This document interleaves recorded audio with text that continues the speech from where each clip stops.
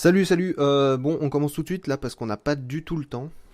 Salut, ouais, mais t'étais où là pendant un mois, tu peux m'expliquer? Ah oui, tu vas rigoler, tu vas voir, c'est une histoire complètement folle. En fait, je devais déménager et au moment de finir mes cartons, du coup, il y a un vieux centaure moitié croisé licorne qui est venu chez moi pour me dire que j'étais l'élu d'une ancienne prophétie qui mettait en relation des ragondins avec des loutres. Enfin, je sais pas, j'ai pas trop compris, mais du coup, ni une ni deux, je me suis retrouvé embarqué dans une espèce de bataille ancestrale entre donc des loutres et des ragondins mutants. Enfin, j'ai rien compris, c'était trop bizarre. Et bah du coup, quand l'histoire a enfin été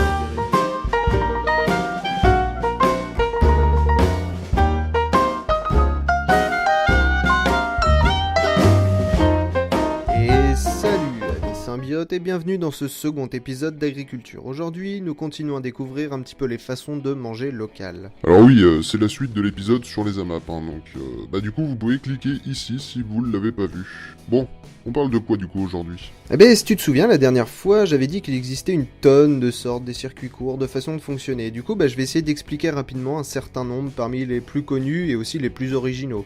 Cool, let's go! Alors déjà, une remarque qui est revenue assez régulièrement, c'est que j'avais pas parlé des marchés traditionnels. Je vais donc commencer par là. Les marchés traditionnels, c'est ce qu'on retrouve un petit peu partout en France, dans tous les villages, etc. Ces marchés où chacun vient vendre ses produits est ancestral, et fut la première forme de commerce vraiment.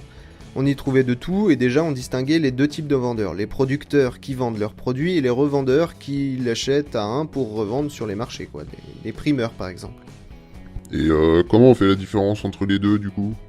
Eh ben, c'est pas toujours facile, Après, sur certains produits, bon, on peut évidemment se douter, les revendeurs de vêtements ou de sacs ou d'autres produits non alimentaires sont rarement des artisans qui ont fabriqué leurs propres produits. Et en général, quand c'est eux qui l'ont fait, ils insistent bien dessus. Ah ouais, logique, ouais. Ça fait un peu marché aux puces du coup, non? Ben, c'est un peu ça, mais attention, on trouve quand même des artisans qui font les marchés, mais c'est pas le sujet. Ce qui nous intéresse, nous, c'est les aliments. Et sur ces produits, on peut aussi trouver de tout, malheureusement. Mais attends, sur le marché, c'est forcément le producteur qui vend ses produits, non? Eh ben, pas forcément. Certains sont en partie producteurs et en partie négociants, d'autres sont uniquement producteurs, mais il y en a qui sont que négociants, On trouve des négociants principalement sur les fruits et légumes. D'ailleurs, ces négociants, on les appelle des primeurs. Mais c'est super naze! Eh ben, pas forcément, c'est pas facile d'être commerçant, et certains agriculteurs n'ont pas forcément la fibre du vendeur. Ah bah disons qu'il faut être proche de la clientèle. Je pense qu'il faut bien leur exposer les vertus des aliments, comme la courgette. Courgette, ça s'écoute. Les primeurs travaillent donc avec eux en rachetant leurs produits pour les vendre sur le marché ou en magasin s'ils en ont un. Ah bah en fait c'est bien. Ouais mais attention, tout est pas blanc ou noir, ces primeurs, parfois ils achètent à des grossistes qui vendent des produits de mauvaise qualité. Acheter sur le marché n'est pas forcément gage de qualité. Mais alors comment on peut être sûr? Le mieux c'est de prendre le temps de vraiment discuter avec le vendeur. De préférence à un moment où il est un petit peu plus disponible, en fin de marché, c'est possible également.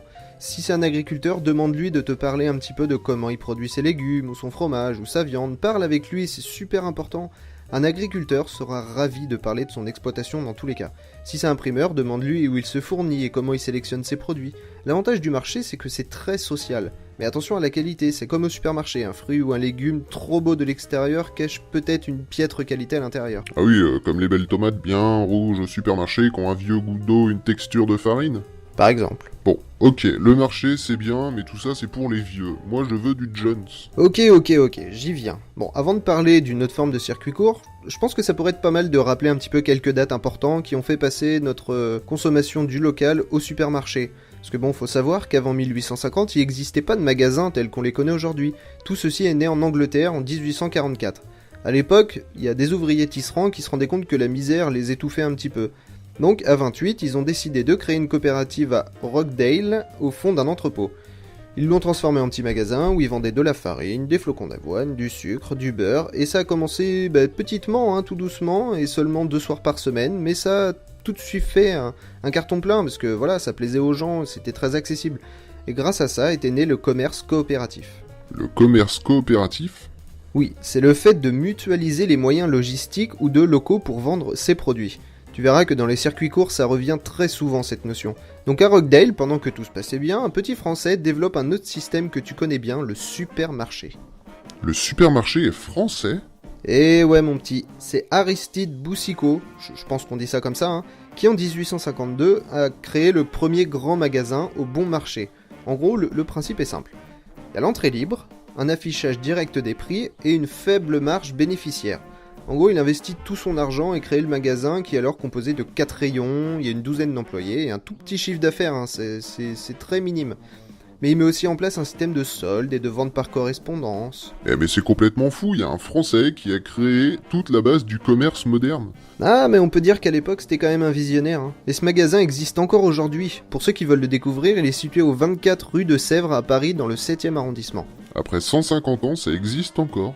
Oh que oui, et c'est un lieu de produits de haute qualité, presque de prestige. Mais bon, ça s'arrête pas là, quelques années plus tard, il y a un autre Français qui pose les bases du succursalisme. Le succure quoi? Le succursalisme, c'est une forme de commerce dont les achats en gros et la logistique sont gérés par une centrale d'achat et la vente au détail se fait dans des succursales dispersées dans plusieurs territoires. Ça te dit rien? Les enseignes de magasins. Exactement! Tout ceci est né en 1866 à Reims avec l'établissement économique des sociétés mutuelles de la ville de Reims. Par ailleurs, il a développé des magasins qui proposent de l'alimentation et du non-alimentaire. Waouh, je dois avouer qu'on est super fort sur ce coup-là. Ah bah un peu ouais, même si le concept de succursalisme remonte à bien plus loin.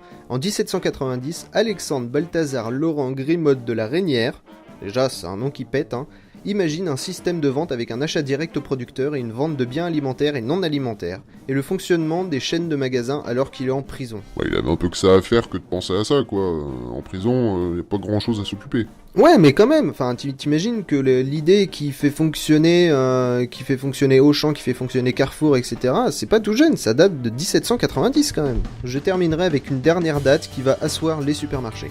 En 1916, le Piggly Wiggly de Memphis au Tennessee adopte la formule suivante. L'utilisation d'une caisse de sortie, l'étiquetage de tous les prix, des prix bas avec de faibles marges, les ventes de marques nationales, des rayons réfrigérés et le port obligatoire de l'uniforme. Ah bah là, si c'est pas un supermarché classique... Et ouais, la forme de commerce que nous utilisons quotidiennement a bientôt 100 ans. C'est fou, non? Ah ouais, là, je suis scotché. Seulement, depuis, le principe de prix bas pour permettre à tout le monde de consommer, il s'est un petit peu perverti, hein, dans un but de croissance, de pouvoir d'achat et de bénéfices toujours plus grands des chaînes de magasins, mais redouble d'efforts et de stratégies commerciales parfois un petit peu abusives pour nous pousser à consommer. Je reviendrai peut-être là-dessus plus tard, hein. Donc on en revient à nos circuits courts. Pour contrer tout ça, on a donc dû réfléchir un petit peu autrement. Les marchés traditionnels existent toujours bien évidemment, mais comme tu disais, c'est plus un vestige des temps anciens, même si ça a tendance à revenir avec les jeunes générations, mais bon, c'est pas le plus attrayant.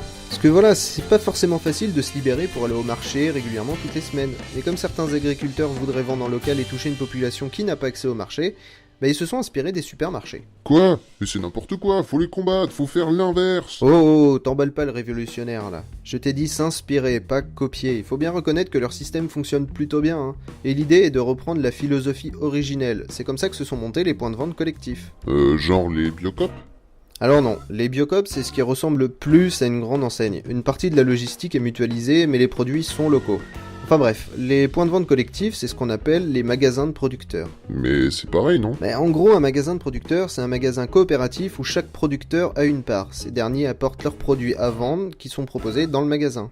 Et vendus par le propriétaire. Et justement, les propriétaires, ce sont les agriculteurs qui du coup tiennent le magasin à tour de rôle. Ça permet de garder un œil sur les produits et d'être au contact direct des consommateurs. Mais c'est cool ça. Ouais, mais c'est assez cher pour les producteurs, parce qu'il faut le local, et il faut que les agriculteurs acceptent de vendre les produits des autres. Bon, d'un autre côté, en dehors du contact direct avec le client, c'est aussi un investissement plutôt sûr, parce que ça peut être adapté en fonction de la demande des clients, un peu comme un magasin classique. Et rien n'empêche de fonctionner en synergie avec les supermarchés du coin. D'ailleurs, j'ai mis en description le site qui regroupe tous les magasins de producteurs par région et par département, de quoi découvrir de petites perles locales.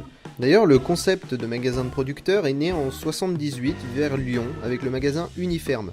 Aujourd'hui, Uniferme, ça a quand même bien grandi, ça représente 3,5 millions d'euros de chiffre d'affaires, répartis sur 17 exploitations, comme quoi ça fonctionne vachement bien. Et ce système a son homologue hybride qui fonctionne comme une société indépendante dont les agriculteurs sont actionnaires avec les salariés, le tout dans l'équité. Comme ça, en gros, il y a des commerçants qui vendent les produits des agriculteurs, et ça reste un circuit court parce qu'il n'y a qu'un seul intermédiaire. Mais c'est parfait ça. Ouais, et c'est bien plus sain que les grandes enseignes qui vendent des produits locaux.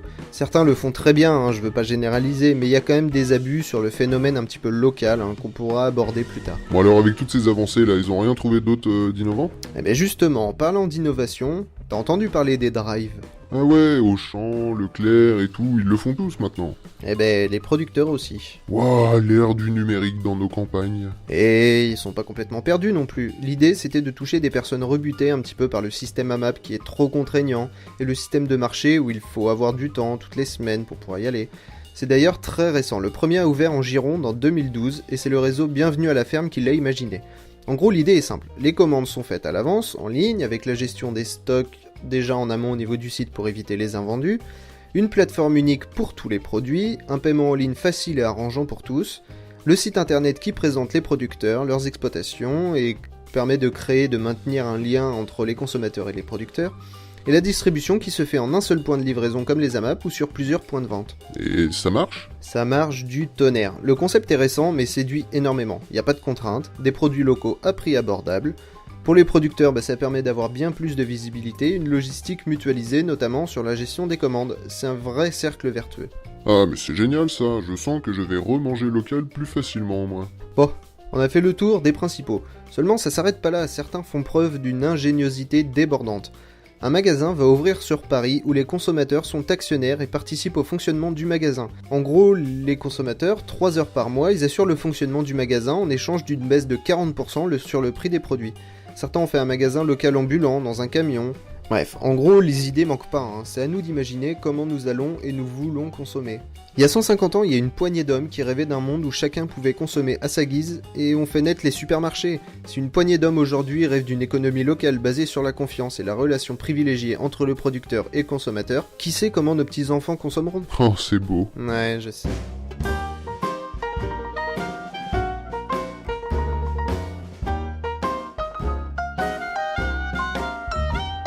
Eh bien, merci de nous avoir suivis dans ce second épisode consacré au circuit court. Voilà, je sais qu'il y en a pas mal qui avaient parlé de la map en disant que c'était quand même assez contraignant, donc j'espère que vous aurez trouvé peut-être votre manière de consommer local.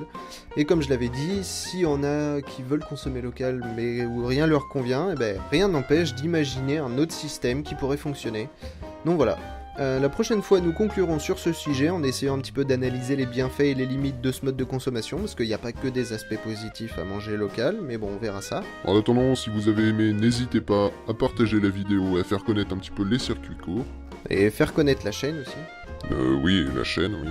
Et puis si vous-même vous achetez localement, venez parler de votre expérience dans les commentaires. Voilà, et si vous avez des questions, n'hésitez pas non plus, nous y répondrons. Ouais, tout à fait. Et enfin, si c'est pas le cas, abonnez-vous à la chaîne pour découvrir toutes les prochaines vidéos. Et on a récemment créé la page Facebook, donc j'essaierai de mettre un petit peu sur la page, je ne sais pas encore où, mais je mettrai un lien vers la page Facebook. Donc voilà, vous pourrez nous suivre et suivre un petit peu toute l'actualité de la chaîne. Et puis je verrai, voilà, je mettrai peut-être des articles ou des choses comme ça sur l'actualité. Voilà. Allez, à plus les symbiotes, à bientôt, et n'oubliez pas, mangez local et cultivez votre jardin.